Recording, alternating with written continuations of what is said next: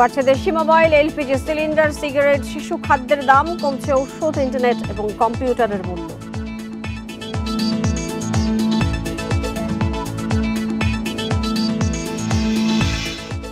নতুন বাজেট ঘোষণা, মূল্যস্ফীতি ৬.৫% এবং জিডিপির লক্ষ্য ৫.২৫%। বাড়ছে না বিদ্যুতের দাম।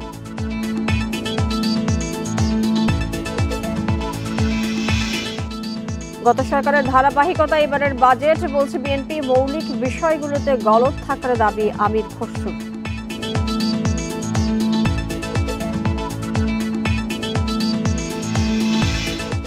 রাজনৈতিক দলগুলোর সঙ্গে আবার সংলাপে বসেছে ঐকমত্য কমিশন। জুলাই সনদ চূড়ান্ত করার লক্ষ্যে আলোচনা।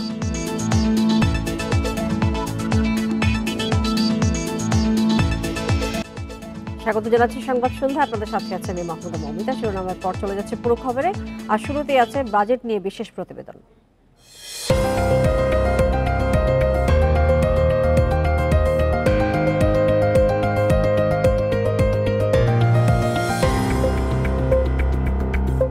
মূল্যস্ফীতি নিয়ন্ত্রণে আনা 2025-26 অর্থ বছরের বাজেটে সরকারের মূল লক্ষ্য। তাই এবার বেশিরভাগ পণ্যের দামই কমানো হয়েছে। জনসাধারণকে স্বস্তি দিতে ধান, চাল, গম, আলু, পাট সহ বেশ কিছু নিত্যপণ্যের উৎসে কর কমিয়ে অর্ধেক করা হয়েছে। তাই এসব পণ্যের দাম কমবে। অন্যদিকে কনভেনশন হল, নির্মাণ খাত সহ অনলাইনে কেনাকাটায় খরচ বাড়বে। বাজেট ঘোষণা হলেই মানুষের শঙ্কা বাড়ে কোন কোন জিনিসের দাম বাড়বে বা কমবে। এবার রাজস্ব বাড়ানোর পাশাপাশি ভোক্তার স্বার্থ রক্ষায় গুরুত্ব দিচ্ছে সরকার। এতে যেমন অতি নিত্য প্রয়োজনীয় পণ্যের উপর উৎসে কর কমানো হয়েছে, তেমনি বিভিন্ন পণ্যের ওপর শুল্ক ও মূসক বাড়ানো হয়েছে। আগামী অর্থ বছরের শুরুতেই মূল্যস্ফীতি 6-এর ঘরে নামিয়ে আনার লক্ষ্য সরকারের। তাই বাজেটে ধান, গম, আলু, পেঁয়াজ, রসুন, মটরশুঁটি, ছোলা, মসুর ডাল সহ বিভিন্ন নিত্যপণ্যের উৎসে কর 1 থেকে কমিয়ে 0.5 করা হয়েছে। সার ও বীজের দাম কমানো হয়েছে। দাম বাড়বে না বিদ্যুতের, যা স্বস্তি দেবে সাধারণ মানুষকে। ইন্টারনেট ব্যবহারকে সহজলভ্য করতে উৎসে কর কমিয়ে অর্ধেক করা হয়েছে। এছাড়া মোবাইল অপারেটরদের টার্নওভার কর কমানো হয়েছে। কমানোর তালিকায় আছে দেশীয় স্যানিটারি ন্যাপকিন ও শিশুদের ডায়াপার। দেশীয় ব্র্যান্ডের প্যাকেটের তরল দুধের দামও কমানো হয়েছে। তবে আমদানি করা অতি প্রয়োজনীয় শিশুদের খাবার, দুগ্ধজাত পণ্যের দাম বাড়ানো হয়েছে। অনলাইনে কেনাকাটা করতে গেলে এখন খরচ বাড়বে, কারণ অনলাইনে পণ্য বিক্রির ওপর কমিশনের ভ্যাট হার 5 থেকে বাড়িয়ে 15% করা হয়েছে। কনভেনশন হলের খরচ বাড়ায় বিয়ে, অনুষ্ঠান ও সেমিনারের খরচ বাড়বে। বাড়িঘর তৈরিতেও খরচ বাড়বে। প্লাস্টিকের তৈরি গৃহস্থালির বিভিন্ন পণ্যের দাম বাড়বে। চিকিৎসা খরচ কমানোর ইচ্ছা রয়েছে সরকারের। তাই বাজেটে হাসপাতালের বেড ও বিভিন্ন যন্ত্রাংশ, অ্যাম্বুলেন্স, ওষুধের কাঁচামালের দাম কমানো হয়েছে। দেশীয় শিল্প সুরক্ষায় মাটি ও পাতার তৈরি তৈজসপত্রের ভ্যাট অব্যাহতি দেয়া হয়েছে। উচ্চবিত্তদের জন্য এবারের বাজেটে খুব একটা সুখবর নেই, কারণ বিদেশি সবজি, ফল, কাজু বাদাম, শুকনা ফল, আপেল, নাশপাতি, coffee, chocolate, pasta, biscuit, chips, jam, jelly, juice, sauce, sea food, আমদানিকৃত মাছ ও মাংসের দাম বাড়বে। দাম বাড়বে অ্যালকোহল, সিগারেট ও তামাকজাত পণ্যের। দাম বাড়ার তালিকায় আরও আছে ওটিটি সেবা, এলইডি লাইট, সব ধরনের প্রসাধনী সহ বিভিন্ন পণ্য। ইফা তারা, ইন্ডিপেন্ডেন্ট নিউজ। আগামী 2025-26 অর্থ বছরের জন্য বাজেট ঘোষণা করেছেন অর্থ উপদেষ্টা। অন্তর্বর্তী সরকারের প্রথম বাজেটের আকার 7,000 কোটি টাকা কমিয়ে ধরা হয়েছে প্রায় 7,90,000 কোটি টাকা। ঘোষিত বাজেটে ব্যয় কমিয়ে বাড়ানো হয়েছে রাজস্ব আয়ের লক্ষ্যমাত্রা। ব্যবসা বাণিজ্য সহজ করা, নতুন কর্মসংস্থান সৃষ্টি, অর্থনৈতিক স্থিতিশীলতা এবং মূল্যস্ফীতি নিয়ন্ত্রণকে প্রাধান্য দিয়ে বাজেট ঘোষণা করলেন অন্তর্বর্তী সরকারের অর্থ উপদেষ্টা। নতুন বাজেটের আকার ধরা হয়েছে 7,90,000 কোটি টাকা। কর্মপরিকল্পনা গ্রহণ করে বরাবরের মতো বাজেটে রাজস্ব আয়ের লক্ষ্যমাত্রা বাড়িয়ে 5,64,000 কোটি টাকা করা হয়েছে। এর মধ্যে এনবিআর আদায় করবে 4,99,000 কোটি টাকা। সবচেয়ে বেশি আদায় হবে মূসক থেকে 1,88,000 কোটি টাকা। মূল্যস্ফীতির চাপে ব্যয় সামলাতে হিমশিম খাওয়া মানুষকে স্বস্তি দিতে বাজেটে মূল্যস্ফীতির লক্ষ্য ধরা হয়েছে 6.5%। মূল্যস্ফীতির নিম্নমুখী ধারা অব্যাহত রাখার ক্ষেত্রে বৈদেশিক মুদ্রার বিপরীতে টাকার বিনিময় হার স্থিতিশীল থাকা একটি জরুরি। তবে নিশ্চিত করতে হলে বৈদেশিক মুদ্রার রিজার্ভ স্থিতিশীল থাকাটা অত্যাবশ্যক। প্রবাসের প্রবৃদ্ধি আশাব্যঞ্জক হওয়ায় এবং রপ্তানিতে স্থিতিশীল থাকায় বৈদেশিক মুদ্রার রিজার্ভ এপ্রিল মাসে বৃদ্ধি পেয়ে 27.4 বিলিয়ন মার্কিন ডলারে উন্নীত হয়েছে। বাজেট ঘাটতির পরিমাণ জিডিপির 4% নিচে থাকছে। ঘাটতি দাঁড়াবে 2,26,000 কোটি টাকায়, যা জিডিপির 3.6%। জিডিপি প্রবৃদ্ধির লক্ষ্য ধরা হয়েছে 5.25%। বার্ষিক উন্নয়ন কর্মসূচি এডিপির বরাদ্দ 2,30,000 কোটি টাকা ধরা হয়েছে। ব্যক্তি করদাতাদের করমুক্ত আয়সীমা নতুন বাজেটে অপরিবর্তিত থাকলেও 2026-27 অর্থ বছরের জন্য এই সীমা বাড়িয়ে 3,75,000 টাকা করা হয়েছে। গ্যাজেটভুক্ত জুলাই যোদ্ধা করদাতাদের ক্ষেত্রে করমুক্ত আয়সীমা 5,25,000 টাকা নির্ধারণ করা হয়েছে। এছাড়া আগামী অর্থ বছরের জন্য ন্যূনতম কর হার 5% এবং সর্বোচ্চ 30% করা হয়েছে। এছাড়া আগামী 2 করবর্ষ থেকে ন্যূনতম কর হার হবে 10%। উন্নয়ন বাজেটে দীর্ঘমেয়াদী প্রকল্প অন্তর্ভুক্ত করা হচ্ছে না এবং মাতারবাড়ি উন্নয়ন প্রকল্প ছাড়া কোনো নতুন মেগা প্রকল্প শুরু করা হচ্ছে না। Tauhid Rana, Independent News, Dhaka. Budget নিয়ে প্রতিক্রিয়া জানাচ্ছে বেসরকারি সংস্থা সিপিডি। আমরা সরাসরি সেখানে চলে যাচ্ছি। একটা বৈষম্যর একটা চিত্র দেখা যাচ্ছে। আরেকটা পদক্ষেপ অঞ্চল ভিত্তিক যে ন্যূনতম কর করা হয়েছে 5,000 টাকা করে। এখানে আমরা মনে করছি যে এখানে একটা ডিসপ্যারিটি বৈষম্যর বিষয়টা রয়েছে, কারণ ঢাকা, রাজধানী ঢাকা কিংবা অন্য আরেকটি জেলায় সব জায়গার সবাইকে এক করে দেখানো, এটা একটা কারণ পাবলিক সার্ভিস কিংবা যে সরকারি সেবা সব জায়গায় সবাই কিন্তু সমানভাবে নেয় না, সেটা একটা পুনর্বিবেচনার সুযোগ রয়েছে বলে আমরা মনে করি। আরেকটা দেখা যাচ্ছে যে শুল্কের ক্ষেত্রে যৌক্তিকরণ করা হয়েছে এবং আমদানি প্রতিস্থাপক শিল্পগুলো এখানে এটা যৌক্তিকীকরণ করতে যে হয়তো এই কিছু কিছু শিল্প তারা চাপে পড়তে পারে, কারণ যখন বিশেষ করে মূল্যস্ফীতি বেশি, কস্ট অফ ডুইং বিজনেস বেশি, এটাকে শুল্কের যৌক্তিকীকরণ করতেই হবে। কারণ আপনারা জানেন যে বাংলাদেশ স্বল্পোন্নত দেশ থেকে বেরিয়ে যাবে আস্তে আস্তে, আমাদের কিন্তু ট্যারিফ রেশনালাইজেশন, ট্যারিফ কমানো, এগুলোর দিকে নজর দিতে হবে।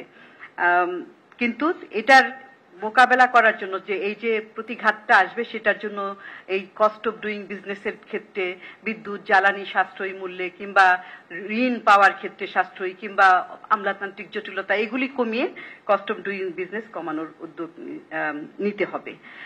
আর আরেকটা আমাদের কাছে একটু আশ্চর্য লাগছে, সেটা হচ্ছে যে এই আপনার যে medium term macro economic policy statement, সেখানে লক্ষ্যমাত্রা দেওয়া আছে যে রেভিনিউ, রাজস্ব জিডিপি রেশিও, এইটা 2035 সালে, অনেক আজকে থেকে 10 বছর পর 2035 সালে 10.5% বাড়বে, এটা লক্ষ্যমাত্রা দেওয়া হয়েছে।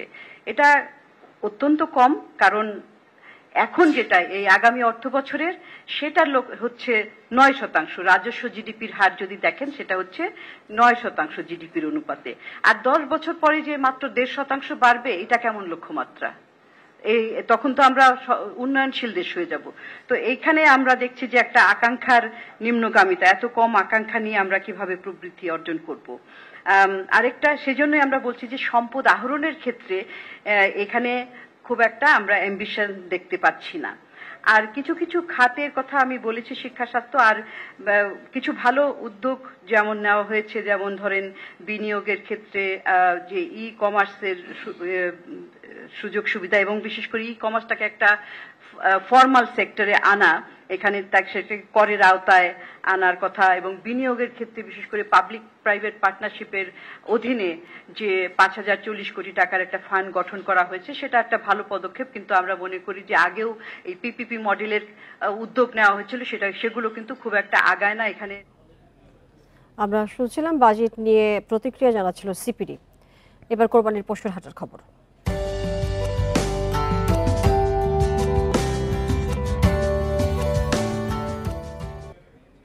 রাজধানীর হাটগুলোতে কাল থেকে আনুষ্ঠানিকভাবে শুরু হবে কোরবানির পশু বিক্রি। এর মধ্যে বিভিন্ন জেলা থেকে হাটে এসেছে পশু। বরাবরের মতো দেশি গরুর চাহিদাই বেশি, তবে কিছুটা দাম বেশি বলে অভিযোগ ক্রেতাদের। এদিকে হাটে ক্রেতা বিক্রেতাদের নিরাপদ আর্থিক লেনদেনের জন্য থাকছে ব্যবস্থা। শেরপুর থেকে ৫৫টি গরু নিয়ে রাজধানীর তেজগাঁও হাটে এসেছেন রফিকুল ইসলাম। তার প্রতিটি গরুই ছোট এবং মাঝারি সাইজের। দাম আঁকছেন আকারভেদে ৯০,০০০ থেকে ২ লাখ টাকা পর্যন্ত। ছোট মাজার গরুর সুবিধা একটাই, মানে ছোটোখাটো পরিবার যারা আছে তারা সবাই নিতে পারে, কিনতে পারে, মানে সাধ্যের ভিতরে হয়। আর মাজার গরুগুলা মূলত সবসময় এমনি ক্রেতাদের চাহিদা থাকে। হাট ঘুরে দেখা গেল ছোট ও মাঝারি গরুই খুঁজছেন বেশিরভাগ ক্রেতা। এমনই একজন ওয়াসিউল্লাহ জানালেন ছোট গরুর দরদাম করার কারণ। বড় গরুতে আমাদের পোষায় না, আমার ছোট গরুই ভালো সবচেয়ে। নিজেদের ছোট পরিবার, ছোট গরুই ভালো। রাজধানীর সব হাটে ক্রেতাদের পছন্দের শীর্ষে ছোট ও মাঝারি সাইজের দেশি গরু। ভারত থেকে গরু আসা বন্ধ থাকায় খুশি ব্যবসায়ীরা। স্বাদ আছে, সাধ্য নাই। কারণ বড় গরু কিনতে গেলে তো ভাই 2 লাখ, 2.5 লাখ, 3 লাখ টাকা লাগে। কারণ আমরা 2 জনে 3 জনে মিলা দিই গরু। দেখা যায় 1,20,000 হলে 40,000 করে 1,20,000 টাকা করে। আমরা মিডিয়াম সাইজের গরুর জন্য এই জন্যই আমাদের এদিকে নজরটা বেশি। ছোট গরু মানে আকর্ষণ বেশি, মানে 1 লাখ কুরবানি যে দিব তাদের জন্য ছোট গরু হলে তাদের জন্য ভালো হবে। এই জন্য আমরা ছোট গরু করে নিয়ে এসেছি। মধ্যবিত্ত ফ্যামিলির লোকরা যারা আছি আমরা অনেক বড় গরু কিনলে আমাদের পক্ষে সম্ভব না। মাঝারি ধরনের গরুটা দেখতেও সুন্দর, সব দিক দিয়ে সুন্দর। ক্রেতাদের অভিযোগ গত বছরের চেয়ে এবার কোরবানির পশুর দাম বেশি। আর ব্যবসায়ীদের দাবি গরুর খাবারের দাম বাড়ায় কিছুটা প্রভাব পড়েছে। 1.5 লাখ টাকা গরুর দাম 120, 100, 130, কিন্তু চালান উঠতেছে না। এই জন্য ব্যবহারে গরু ছাড়তেছে না। আমাদের গরুগুলা মনে করেন এগুলা সব দেশি গরু, আমরা খাদ্য ভুষি সম্পূর্ণ দাম বেশি, এই জন্য গৃহসারা গরুর দাম ছাড়তেছে না। আমরা কিছুটা বাড়তিতে গরুগুলো শেরপুর থেকে কিনে আসছি। এদিকে ক্রেতা বিক্রেতাদের নিরাপত্তায় হাটে মোতায়েন থাকবে আইনশৃঙ্খলা বাহিনীর সদস্যরা। ওয়াচ টাওয়ারের মাধ্যমেও চলবে নজরদারি। সার্বক্ষণিক সিসিটিভি কাজ করছে, সিসিটিভি নিয়ন্ত্রণে আমাদের হাটটাই। তার কোনো বিক্রেতাকে যেন কেউ কোনোরকমভাবে ভয়ভীতি দেখিয়ে টাকা পয়সা না নিতে পারে এবং কোনোরকম তাদের জানমালের নিরাপত্তা ব্যবস্থার জন্য আমরা সকল ব্যবস্থাই আমরা এখানে গ্রহণ করছি। এবছর কোরবানির জন্য 1,24 লাখ পশু লালন পালন করা হয়েছে জানিয়েছে প্রাণী সম্পদ অধিদপ্তর। Adilur Rahman, independent News, Dhaka. আগামী অর্থ বছরে বাজেটে শিক্ষা খাতে বরাদ্দের প্রস্তাব 95,645 কোটি টাকা। গত বছরের চেয়ে মোট বরাদ্দ কিছুটা বাড়লেও প্রাথমিক শিক্ষায় কমেছে। সেই সঙ্গে শিক্ষা বাজেটে এবারও গবেষণায় জোর দেওয়া হয়নি দাবি করে হতাশা প্রকাশ করেছেন শিক্ষা গবেষকরা। সোমবার 2025-26 অর্থ বছরের জন্য 7,90,000 কোটি টাকার বাজেট প্রস্তাব করেন অন্তর্বর্তী সরকার। প্রস্তাবিত বাজেটে প্রাথমিক ও গণশিক্ষা মন্ত্রণালয়ের জন্য 35,403 কোটি টাকা বরাদ্দ দেওয়া হয়েছে। গত অর্থ বছরে এ খাতে বরাদ্দ ছিল 38,819 কোটি টাকা। গত বছরের চেয়ে বরাদ্দ কমেছে 3,416 কোটি টাকা। শিক্ষা গবেষকরা বলছেন, বর্তমান সরকারের প্রাথমিক শিক্ষায় সবচেয়ে বেশি জোর দেওয়া উচিত, অথচ এই খাতে বরাদ্দ কমানো হচ্ছে, যা হতাশাজনক। যে বরাদ্দটা স্পেশালি করার কথা ছিল এবং বরাদ্দটা যাতে যথাযথভাবে কার্যকরীভাবে যাতে এটা কাজে লাগে, এই জায়গাগুলো মেকশিওর করার যে প্রসেসগুলো ছিল এগুলো কিন্তু আমরা এখনো পর্যন্ত পারিনি। প্রস্তাবিত বাজেটে মাধ্যমিক ও উচ্চশিক্ষা বিভাগে বরাদ্দ বাড়িয়ে 47,564 কোটি টাকা করা হয়েছে, যা গত বছরের চেয়ে 3,456 কোটি টাকা বেশি। কারিগরি ও মাদ্রাসা শিক্ষা বিভাগে বরাদ্দ 12,678 কোটি টাকা, যা আগের বছরের মূল বাজেটে ছিল 11,783 কোটি টাকা। শিক্ষাবিদরা বলছেন, শিক্ষার মান উন্নয়নে সুনির্দিষ্ট পরিকল্পনা নেয়নি সরকার, অথচ সুযোগ ছিল গবেষণায় বরাদ্দ বাড়িয়ে নজির স্থাপন করা। যে কোনো দেশেরই উন্নয়ন এবং অগ্রগতির জন্য রিসার্চ অ্যান্ড ডেভেলপমেন্ট খাতে বিপুল বরাদ্দ থাকা উচিত। বিশেষ করে R&Dর সাথে আপনার জাতীয় উন্নয়নের একটা বিশাল সম্পর্ক। শিক্ষাকে যদি আমরা ইনভেস্টমেন্ট হিসেবে না দেখি তাহলে তো এই জাতি কিভাবে আগাবে? শিক্ষা প্রতিষ্ঠানগুলো থেকে আমরা যে গ্রাজুয়েট তৈরি করছি সেগুলোর পিছনে তো আমাদের অর্থ লাগবেই, ভালো গ্রাজুয়েট তৈরি করা, তাহলে আমাদের সেখানে তো ঘাটতি থাকবে। বাজেটে এমপিওভুক্ত শিক্ষকদের বোনাস বাড়ানোর প্রস্তাব করা হয়েছে। নূরে আলম, ইন্ডিপেন্ডেন্ট নিউজ, ঢাকা। প্রস্তাবিত বাজেটকে গত সরকারের ধারাবাহিকতা হিসেবে বর্ণনা করেছেন বিএনপির স্থায়ী কমিটির সদস্য আমির খসরু মাহমুদ চৌধুরী। তিনি বলেছেন, বাজেটের মৌলিক বিষয়গুলোতেও গলদ রয়েছে। বিকেলে রাজধানীর হোটেল সারিনায় সাংবাদিকদের সাথে আলাপের সময় তিনি বাজেটের এই প্রতিক্রিয়া জানান। আমির খসরু বলেন, রাজস্ব আয়ের সাথে সামঞ্জস্য রেখে বাজেট তৈরি করা উচিত ছিল, কিন্তু তা হয়নি। বাজেটের আকার আরও ছোট হওয়া উচিত ছিল মন্তব্য করে তিনি আরও বলেন, এই বাজেট বাস্তবায়ন যে কোনো সরকারের জন্যই কঠিন হবে।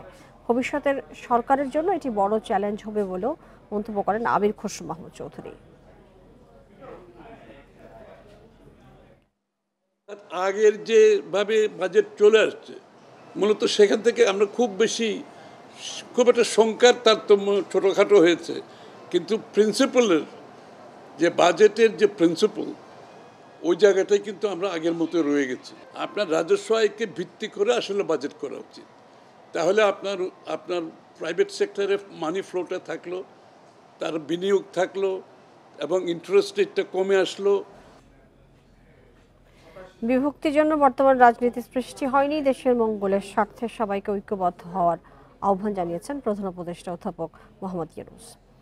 রাজনৈতিক দলগুলোর সঙ্গে জাতীয় ঐকমত্য কমিশনের দ্বিতীয় ধাপে সংলাপের উদ্বোধনী বক্তব্যে তিনি এসব কথা জানান। বিকেলে ফরেন সার্ভিস একাডেমিতে সংলাপ উদ্বোধন করেন প্রধান উপদেষ্টা। সংস্কার প্রক্রিয়ার সাথে যুক্ত সব রাজনৈতিক দলকে সংলাপে আমন্ত্রণ জানানো হয়েছে বলে জানিয়েছে প্রধান উপদেষ্টার প্রেস উইং। দ্বিতীয় ধাপের সংলাপের মধ্য দিয়ে জুলাই সনদ ঘোষণার চূড়ান্ত পর্যায়ে পৌঁছতে পারে বলে আশা করছে সরকার। ঈদুল আজহার আগে পরে কয়েকটি বৈঠক হতে পারে। প্রধান উপদেষ্টার নেতৃত্বাধীন জাতীয় ঐকমত্য কমিশনের সাথে রাজনৈতিক দলগুলোর প্রথম দফার আলোচনা শেষ হয় 19 মে। এই আলাপটা নিয়ে যেটুকু তফাৎ ছিল, দূরত্ব ছিল, সেই দূরত্বকে গুছিয়ে এনে যাতে আমাদের জুলাই সনদে বর্তমানে যতগুলো ঐকমতের বিষয় আছে তার মধ্যে যে আরও কিছু যোগ করতে পারে, দেখতে সুন্দর লাগবে, জাতীয় একটা সনদ হলো, অনেকগুলো বিষয়ে আমরা একমত হতে পেরেছি। জাতি হিসেবে আমরা গর্বিত জাতি হিসেবে দাঁড়াতে পারে যে আমরা তো এরকম বিভক্তিকরণের প্রক্রিয়ার মধ্যে রাজনীতি সৃষ্টি করিনি, আমরা সৃষ্টি করছি ঐক্যবদ্ধ হওয়ার। দ্রুতই বাংলাদেশ জামায়াতে ইসলামের নিবন্ধন ও প্রতীক ফিরিয়ে দেবে নির্বাচন কমিশন। এ বিষয়ে নির্বাচন কমিশন ইতিবাচক। সকালে রাজধানীর আগারগাঁওয়ে নির্বাচন ভবনে ইসির সঙ্গে জামায়াতের 6 সদস্যের প্রতিনিধি দলের বৈঠক শেষে এই কথা জানান দলটির সহকারী সেক্রেটারি জেনারেল হামিদুর রহমান আজাদ।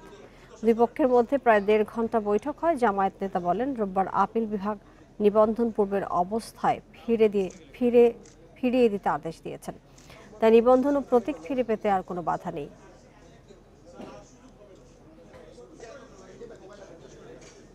ওনারা আমাদেরকে পজিটিভলি রেসপন্স করেছেন এবং অফিসিয়াল প্রসিডিউর যতটুকু সময় লাগে ভেরি আর্লি এজ পসিবল এটা দ্রুত ওনারা কার্যকর করবেন বলে আমাদেরকে পজিটিভলি জানিয়েছেন।